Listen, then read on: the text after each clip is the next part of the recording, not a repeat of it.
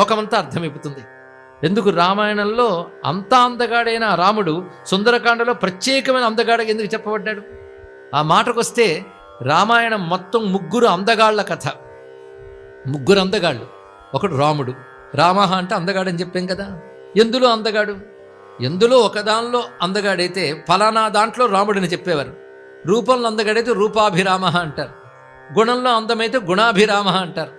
అలా ఒకదానిలోనూ అందగాడు కాదయ్యా, అన్నిట్లో అందగాడు కనుక రామః అన్నారండి. ఇక్కడ అన్నిట్లో అందగాడు అయినా ఇంకా ఆవిడున్నదా, ఆయనంతో ఆవిడ అంతే. సుందరి రమణి సీత అని చెప్పినప్పుడు సుందరి రమణి రామ అని చెప్పిన అమరకోశ వాక్యంలో సుందరి రమణి రామ ఇవన్నీ కూడాను సుందరమైన అందగత్తె గురించి చెప్తాయి. కానీ సీతమ్మ సుందరి. రాముడు ఏ విధంగా సర్వగుణాభిరాముడో అదేవిధంగా సీతమ్మ కూడా సర్వగుణాభిరామ.